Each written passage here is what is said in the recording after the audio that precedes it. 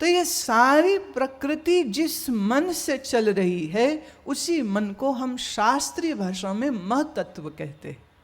The big mind, the big mind. और इसी intelligence को कौन चला रहा है? जैसे मेरे मन को कौन चलाएगा? तुम। मेरे मन को तो मैं चलाऊंगी, जैसे तुम्हारे मन को तुमने चलाया। तुमने अपने मन को ये इजाज़त दी और मन ने कहा चलो आज सत्संग में चलते हैं, तो तुम्हारा शरीर आज्ञाकारी बच्चे की तरह चल के यहाँ तक पहुँच गया, राइट? तो आपके शरीर को किसने चलाया? आपके मन ने। अब मैं एक थोड़ा सा गहरा प्रश्न दे रही हूँ, सोचिएगा इसको। आपके मन को किसने चलाया? शरीर को चलाया मन ने, पर मन को किसने चलाया? मन को तुम चैतन्य स्वरूप हो, तुमने चलाया। जैसे इस शरीर और इस मन को चलाने वाले आप हो, माने आप सोचते हो मैं ये करूं, या आप ये भी सोच सकते हो मैं ये ना करूं, पर जो आप सोचते हो उसके तदनुसार exactly as per the order of your intellect तुम्हारे हाथ पैर चलने लगे जाते हैं। ये सारी प्रकृति जिसके द्वारा चल रही है उसी को हम चैतन्य कहते हैं। वही चैतन्य को आप ब्रह्म कहिए, परब्रह्म कहिए, या वाहिगुरु कहिए, या राम कहिए, या उसको आप कोई नाम दे लीजिए, डजंट मैटर्स। अस्तित्व एक ही है। एग्जिस्टेंस दो चार की नहीं है, अस्तित्व एक ही है। और उस अस्तित्व को अलग अलग भाषा में, अलग अलग बोलियों में, अलग अलग नामों से संबोधित किया जाता है। तो जब मैंने ये गाया कि मेरी नस नस में बसा, तो क्या वो मेरी ही नस नस में बसा है कि तुम्हारी भी नस नस में वही बसा हुआ? बोलो। जब सारी प्रकृति का आधार परमात्मा है, तो तुम्हारे शरीर का आधार भी वही है और तुम्हारे मन का आधार भी वही है। अच्छा, एक छोटी सी बात इसमें मैं जरूर कहना चाहूँगी, क्योंकि बड़े बड़े भ्रम लोगों के मन में पड़े हुए हैं, और आजकल बड़े बड़े भ्रम लोगों के द्वारा मन में डाले जा रहे हैं। कुछ एक कथावाचकों के द्वारा मन में डाले जा रहे हैं। क्या भ्रम डालते हैं वो ये भ्रम डालते हैं कि परमात्मा इन तारों से भी आगे रहते हैं। मालूम? तारों से भी आगे परमात्मा रहते हैं, और सारी आत्माएं भी वहीं रहती हैं, और सारी आत्माएं वहां से यहाँ पृथ्वी पर आई है। क्यों आई है भाई? धक्के खाने आए हो?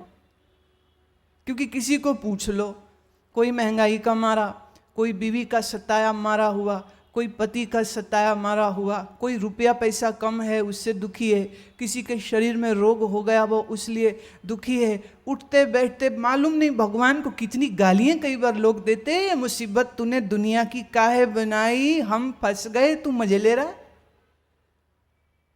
ना दुनिया होती, ना हम पैदा होते, ना हम पैदा होते, ना ये पचड़े होते, काहे बनाया। और मुझे याद आ रहा है, बहुत पुराना गीत है ये, दुनिया बनाने वाले काहे को दुनिया बनाई, क्यों बनाई तूने दुनिया। और ये लोग अक्सर पूछते रहते, मेरे पास ये प्रश्न बहुत कॉमनली आता है, ये दुनिया क्यों बनी है, ये हम क्यों बने हैं, ये मुसीबत काहे शुरू हुई। देखिए, जब दुख होता है ना, तभी आप ये प्रश्न करते हो कि ये दुनिया क्यों बनी। जब होता है सुख, तब नहीं कोई पूछता है कभी ना, तब तो मजे लेता है, ढोल बजाता है, भंगड़े, डांस, डीजे, मजे आते हैं बड़े।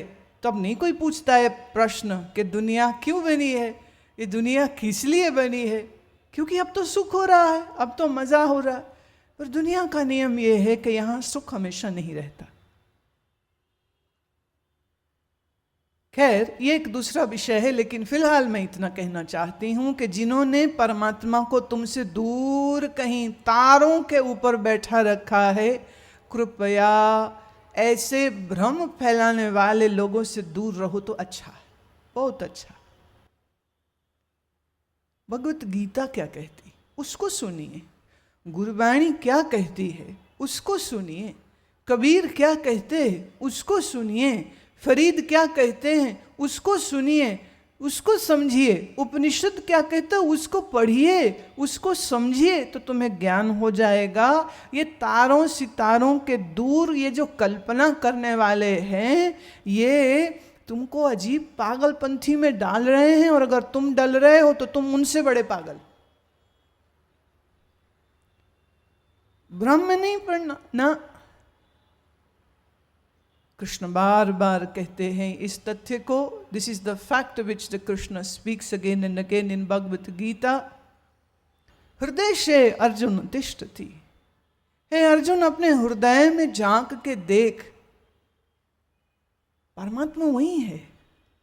साक्षी चेता केवलो निर्गुणश्च, वह साक्षी होकर के परमात्मा तुझी में है।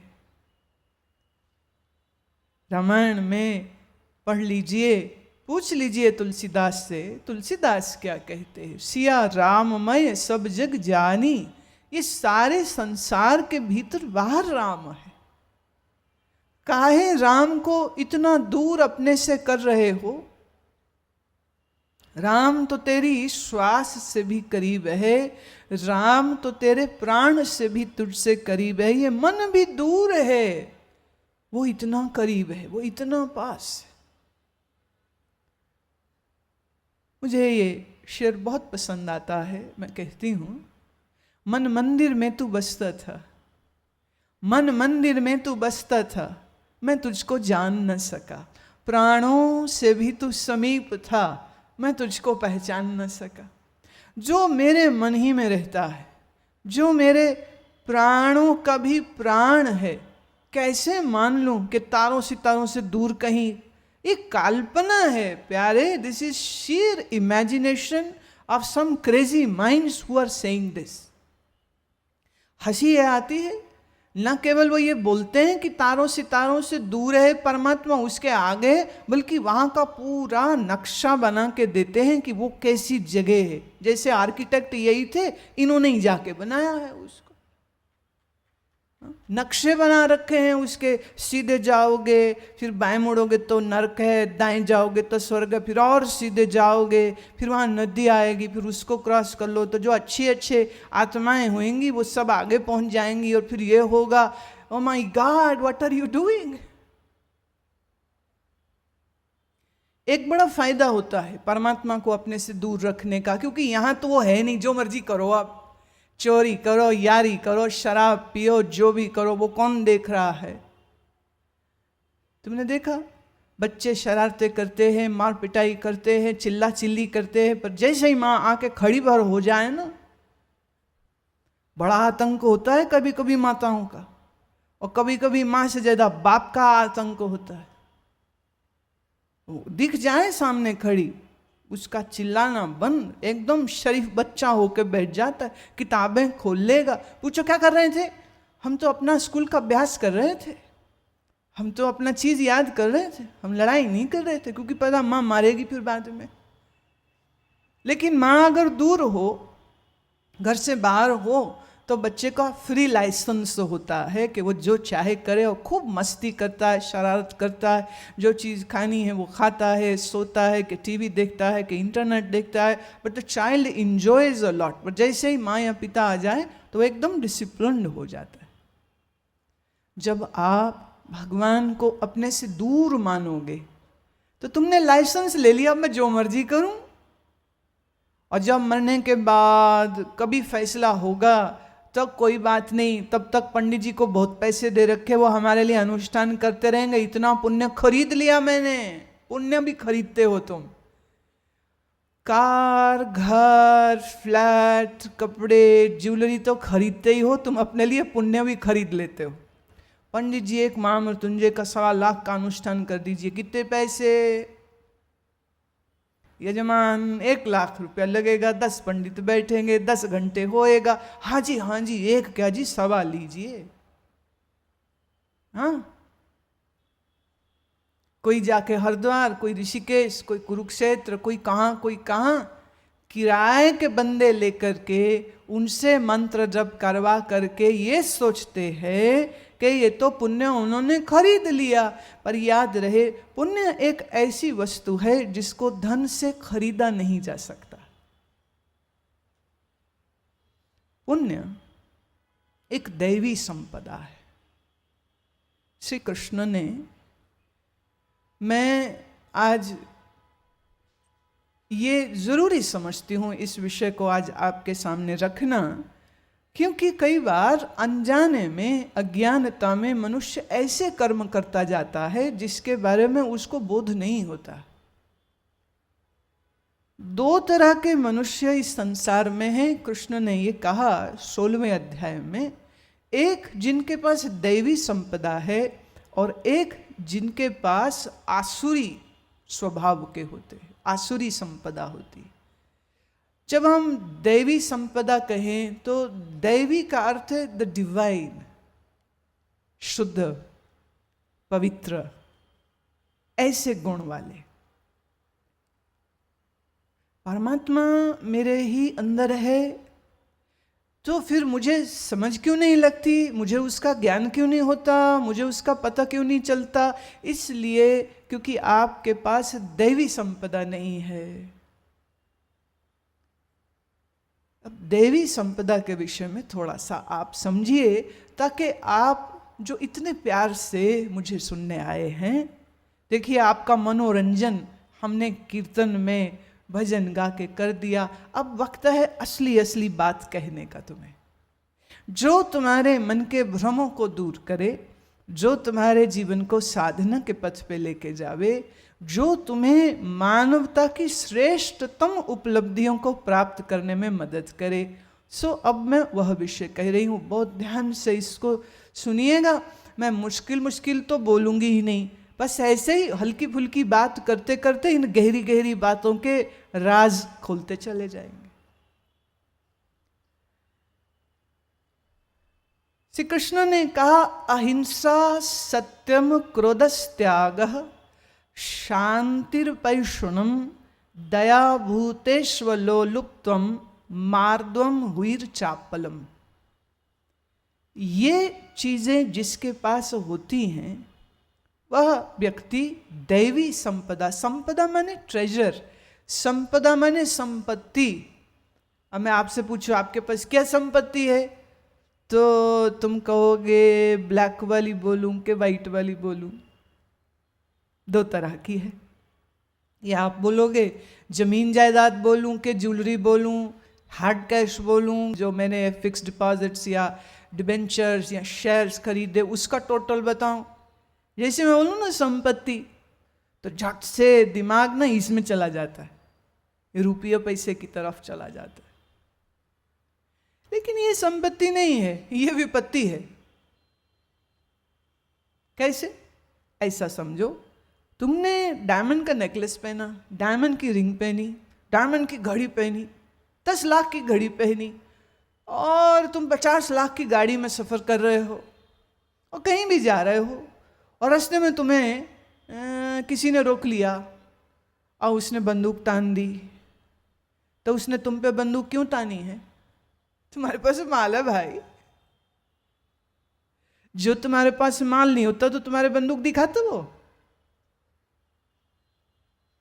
एक बिल्कुल सच्चा किस्सा आपको सुनाते हैं। हमारे एक जानने वाले कानपुर से उरई जा रहे थे, और कानपुर से उरई जाते में बीच रास्ते में डकैतों ने उनकी कार को रोक। बिल्कुल सत्य घटना है, कानपुर के मिश्रा जी हैं, उनकी बात मैं कह रही हूँ। अब वो कहते क्या है, माल निकालो। कह रहे मैं व्यापारी हूँ, पैसा लेकर के जा रहा हूँ उरई से, उरई के पास वहाँ कुछ मंडियाँ हैं जैसे जलौन, वहाँ से मैं सामान खरीदता था, गेहूँ चावल जैसा जैसा सीजन होता। मेरे पास तो पैसे थे। वो बोले क्या है दे। बोले इससे पहले मैं उत्तर देता, उन्होंने कार की तलाशी लेनी शुरू कर दी, बंदूक मेरी कनपट्टी पे धर दी, और मैं सोचूं कि आज तो गए, पैसे तो जाएंगे जाएंगे, एक गोली मारने में भी नहीं सोचेंगे नहीं है तो। बोले अब मैं लगा हनुमान चालीसा पढ़ने, हनुमान जी बचाओ।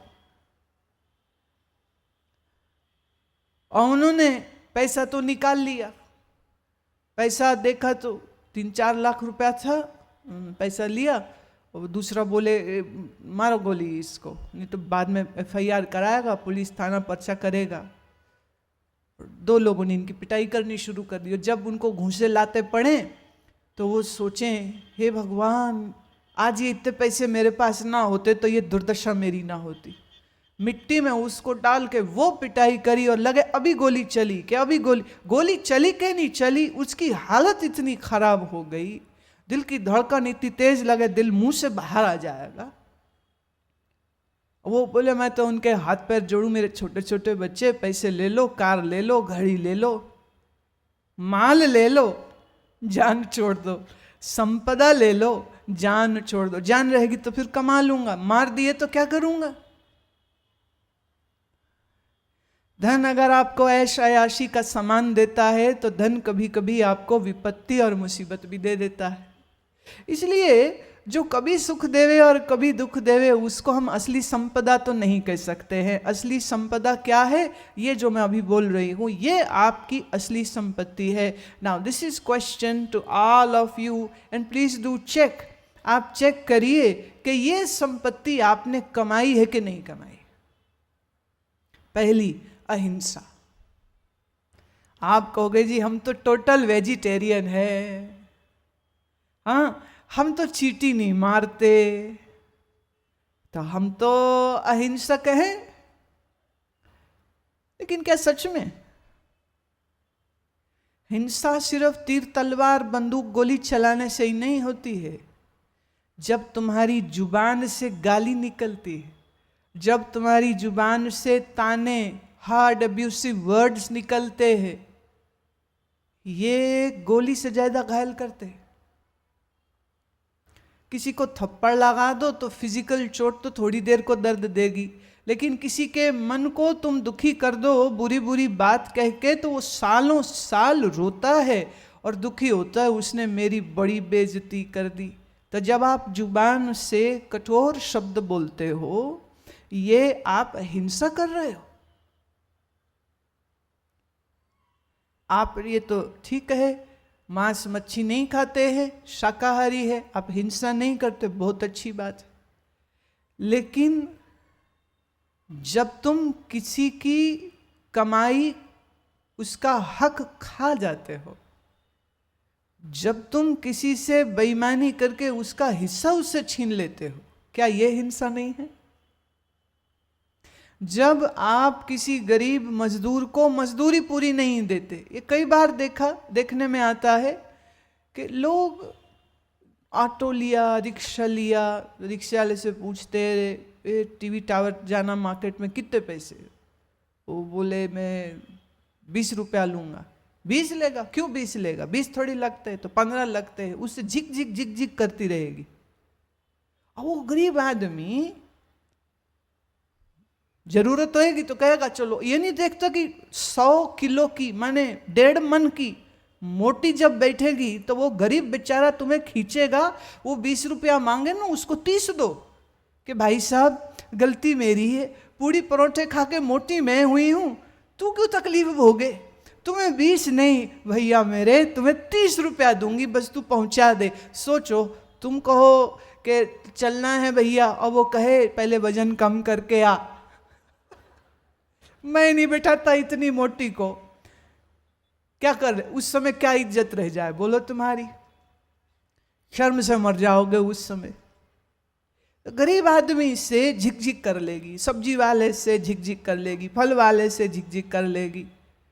लेकिन जब शोरूम में जाए और वहां कोई ड्रेस उठाई, उसने कहा 6000 की, एक बार नहीं कहती 6000 का कम कर, क्योंकि वहां भी बेइज्जती हो जाएगी अगर ऐसा बोले। और सब अच्छा शोरूम में कोई, they already it's a rule, no bargaining. आप किसी भी अच्छे महंगे स्टोर में चले जाए, ज्वेलरी की दुकान में चले जाए, वहां आप भावताव थोड़ी करेंगे, वहां कोई झिकझिक। वो जितने बोले ना तो मैडम ऐसे पर्स से पैसे निकालती, गिन गिन के दे देती, कोई दिक्कत नहीं है उसको। पर वो जो रिक्शा वाले से झिकझिक करी, क्या वो हिंसा नहीं है? थोड़ा सा इसको हम समझने की कोशिश करें, ये भी हिंसा होती। अच्छा, जब आप गुस्से में भरती हैं, मुंह फुला के बैठ जाती है और आप अपने मन को दुख देती है, क्या ये हिंसा नहीं है? आप किसी को दुखी करो अगर ये हिंसा है, तो अगर आप अपने आप को दुखी करते हो तो ये हिंसा नहीं। जब आप तनाव में भरते हो, जब आपको क्रोध आता है, तब आप अपने शरीर की हानि करते हो। ज्यादा चिंता करे, ब्लड प्रेशर लो हो जाएगा, माइग्रेन हो जाएगी, सर में दर्द हो जाएगा, दिल की धड़कनें तेज हो जाएंगी चिंता के मारे। क्या ये हिंसा नहीं? आप शरीर के ऊपर हिंसा कर रहे हैं। जब आप क्रोध करते, क्रोध में लाल पीले हो जाते, ये भी हिंसा है। क्यों? इससे आप अपने शरीर को नुकसान पहुंचाते। किसी को मारे अगर ये गलत है, तो जो अपने आप को दुखी करे तो ये भी गलत है। गुरु तेग बहादुर का वचन है, वो कहते पै काहू को देत न पै मानत आन। समझदार आदमी वो है जो ना डरे ना किसी को डराए, क्योंकि किसी को तकलीफ देना हिंसा है अगर, तो अपने आप को तकलीफ देना भी हिंसा होती है। तो अहिंसा एक दैवी संपदा है। किसी ने आपकी बात नहीं मानी, जो अक्सर घर में होता है। पत्नियों की अक्सर यही शिकायत, पति मेरी बात नहीं सुनता, मेरी नहीं सुनता, माँ की सुनता है, माँ की ये शिकायत है, पत्नी की सुनता है, बहू की सुनता है, मेरी नहीं सुनता। ये कारण बन जाते हैं क्रोध के, और फिर एक क्रोध जो है ये हमारे मन को कष्ट देता है, मन को दुख देता है। और श्री कृष्ण कह रहे हैं कि आप अहिंसा को अपने जीवन में लाइए। एक सज्जन कहने लगे, जी आप ना मेरी पत्नी को मिले नहीं हो, मिलोगे तो समझोगे कि मेरे मुंह से गालियां क्यों निकलती। बड़ी उज्जड, चंचल, क्रोधी, कपटी औरत है वो। मैं पर ब्याह तो तू नहीं किया ना मुझसे, तो भुगतो, क्या हो गया? और ऐसी ही बुरी थी तो फिर बच्चे नहीं पैदा करने थे, बच्चे भी 4 पैदा कर लिए। अजब बात है, जो इतनी बुरी तो बच्चे काहे पैदा, बच्चे पैदा करते समय में वो बुरी नहीं थी। अब बोले क्या करूं मैं करना क्या है? अब तेरे करने की चीज नहीं है तो तेरे पत्नी के करने की चीज है। मैं पढ़ रही थी, एक महिला डॉक्टर के गई और जाके कहती है कि मेरा सर बहुत दर्द होता है, मेरा बीपी रोज चढ़ जाता है, मैं क्या करूं? डॉक्टर ने चेक किया, दवा लिखी, बोले खाओ। वो बात करते करते, फैमिली डॉक्टर है तो वो कहती क्या करूं, मेरा पति बहुत लड़ता मेरे से, बहुत झगड़ा करता है, शराब भी पीता है, फिर मारता भी है मेरे को, ये सबसे ना मेरा बीपी हाई हो जाता, बड़ा सर दुखता है, कुछ समझ नहीं लगती क्या करूं। डॉक्टर कहते अगर बुरा नहीं मानो तो एक उपाय मैं बता सकता हूं। मैं कहिए? कह रहे ऐसा है, जैसे तुम्हारा पति घर में आने लगे, तुम जग भर के पानी का बैठ जाना और कुल्ला करते रहना। मुंह में पानी भरा, 32 बार कुल्ला करना, इससे पहले मुंह से पानी नहीं निकालना। गिनती करना, 1 2 3 4 5 6 7, ऐसे कुल्ला करो, 32 बार पानी फेंक देना। फिर कहती ये क्या है? बोले टोटका है, ये किसी साधु महाराज ने दिया था, इससे सब तुम देखो करो, फिर बताना मुझे। 15 दिन में वो फिर आई। कहती डॉक्टर साहब ये तो बड़ा जबरदस्त टोटका था, मुझे क्या पता आप दवाई के साथ साथ ऐसे फार्मूला भी बताते। पर समझ नहीं लगी मेरे कुल्ला करने से उसका झगड़ना और शराब पीना कैसे बंद हो गया। अब तो लड़ता भी नहीं, झगड़ता भी नहीं, रोटी खाता चुपचाप सो जाता है, सुबह टाइम पे चला जाता है, शाम को भी जल्दी घर आ जाता है। ये चमत्कार क्या है? कह रहे देखो देवी, तुम्हारा मुंह में सिर्फ कुल्ले से ही बंद करा सकता था। घर में तुझे बोलता कि मुसीबत की जड़ तू है, तेरी जुबान खराब है, तू बोलती ज्यादा है, इसलिए वो 2 4 6 8 10 वो आ गए, इसलिए बोलता है। तो अब कुल्ला करने को बोला, तो जब तक कुल्ला लगी रहती 32 बार कर करके थूकने में, तब तक वो रोटी खा पी के शरीफ आदमी सो जाता है और सुबह उठ के आराम से काम में चला जाता है। तू भी खुश है, वो भी खुश है, तो टोटका तो बड़ा अच्छा है। तुम भी आजमाना चाहो तो आजमा लेना, बहुत काम करता है।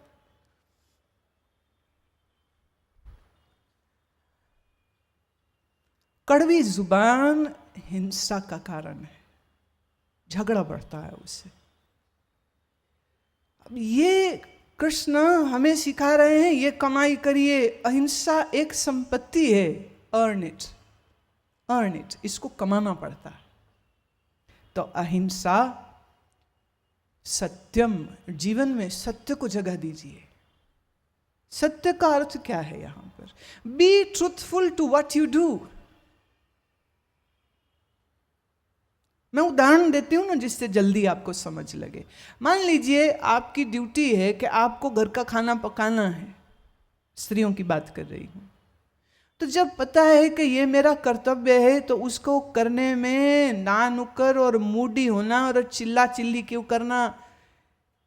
कईयों को मैं देखती हूँ, वो खाना बनाते समय में चिट चिट चिट करती रहती है, क्या फिर बनाओ खाना, ये तो बैठ के खा जाते, कोई मेरी मदद नहीं करता, सारे काम खुद करने पड़ते, मैं नौकरानी हूँ, बोलती जाएगी और पकाती भी जाएगी।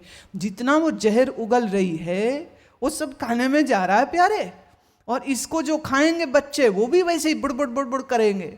जो पति खाएगा तो वो भी वैसी जुबान चलाएगा। क्योंकि जब आप भोजन पकाते हैं तो आपके हाथों से, आपके नज़रों से ये जो आपकी ऊर्जा निकलती है, ये ऊर्जा उस भोजन की टेम्परामेंट को भी चेंज करती है।